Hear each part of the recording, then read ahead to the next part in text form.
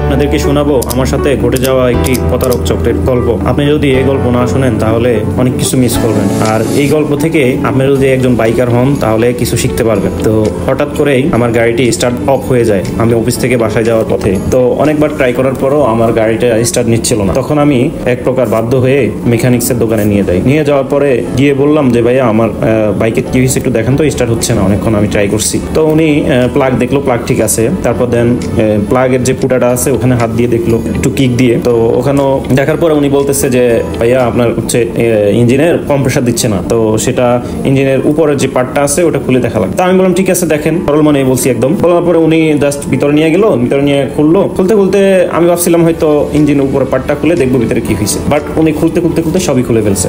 Just পিস্টনের উপরে পুরোটাই side খুলে ফেলছে, টাইমিং সেন্স সহ পুরোটাই খুলে ফেলছে। পরে টাইমটা হচ্ছে আমি অফিস থেকে 4:30টায় বের হয়েছি, তখন এই ঘটনা। আমার ওনার কাছে যাইতে 8:30টাও বেজে গেছে। উনি আমার গাড়ি খুলতে 10:30 পার হয়ে গেছে। তো সেই মুহূর্তে ওনাকে আমি জিজ্ঞেস করলাম যে ভাই আজকে কি আমার বাইক ঠিক হবে? উনি বলতেছেন না, আজকে কোনোভাবেই এটা পসিবল না। পরে আমি জিজ্ঞেস করলাম যে এইভাবে যে খুলতেছেন আপনি সমস্যাটা কি খুঁজে পাইছেন? বলছে হ্যাঁ সমস্যা খুঁজে পাইছি, আপনার হচ্ছে বেল্পে সমস্যা, বেল্পে হাওয়া লিক করতেছে, ব্লেডে নিয়ে বেল্পটা মিলাই নিয়ে আসতে হবে। তো এটা তো আর অল্প সময়ের কাজ না, অনেক সময়ের কাজ। তারপর বলতেছে আপনার পিস্টনে মোবিল খাচ্ছে, আপনার ওটাও চেঞ্জ করতে হবে। তো আমি বললাম যে কয় টাকা লাগবে? বলছে যে 1200 টাকা পিস্টনের খরচ, বেল্পের খরচ, আর পিস্টন লাগবে আপনার 1600 টাকা। তার মানে এর সাথে আরো অনেক কিছু আছে, এগুলো লাগবে হয়তো বা লাগাইতে, আবার মোবিল আছে এর মধ্যে। তখন আমি হঠাৎ করে চিন্তায় পড়ে যাই যে হঠাৎ করে গাড়ি কি হইলো, 5000 টাকার মতো প্রায় আমার লাগবে। তো ওনাকে বললাম যে ভাইয়া রাত তো অনেক হয়ে গেছে, আমি এখন যাই, আমার কাছে টাকা নাই, আমি কালকে টাকা নিয়ে আসবো, দেন সিদ্ধান্ত নিব কি করা যায়। তো ওনাকেও বলতে পারতেছি না যে গাড়িটা আপনি লাগাই দেন, আমি গাড়িটা বাসায় নিয়ে যাবো, কারণ ওনার ছেলেপেলেরা চলে গেছে, অনেক রাত হয়ে গেছে। দেন পরবর্তী দিন আমি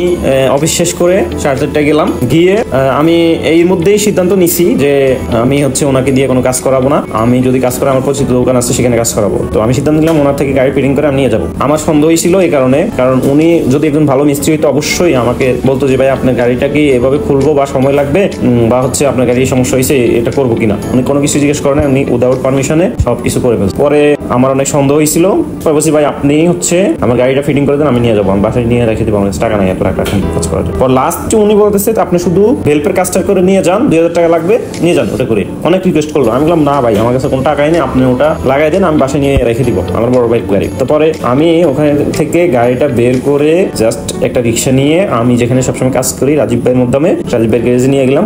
রাজীব ভাই গ্যারেজে নিয়ে গিয়েই রাজীব ভাই 10 মিনিটের ভিতরে আমার গাড়িটা স্টার্ট করে দিয়েছে। গাড়ির কিছুই হয় নাই, বাট উনি দান্দাবাজি করতে চাইছিল, একটু পারে নাই। আমি তাহলে চিন্তা করেন কি পরিমাণের প্রতারণা উনি আমার সাথে করতে চাইছিল, বাট আমি হয়তো বুঝে গেছি বা আমার সন্দেহ হয়েছে কারণে আমি বেঁচে গেছি। কিন্তু আমার জায়গায় যদি নতুন কেউ হইতো হয়তো বা সেই বেচারার অবস্থা খারাপ করে দিত উনি। আপনারা যারা নতুন বাইকার আছেন অবশ্যই এগুলো জাস্টিফাই করে এবং কি পরিচিত দোকান আছে তাদের সাথে কাজ করাবেন। ওনাকে এখন গিয়ে কি বলা উচিত আপনারা কমেন্ট করে জানাবেন। ধন্যবাদ সবাইকে।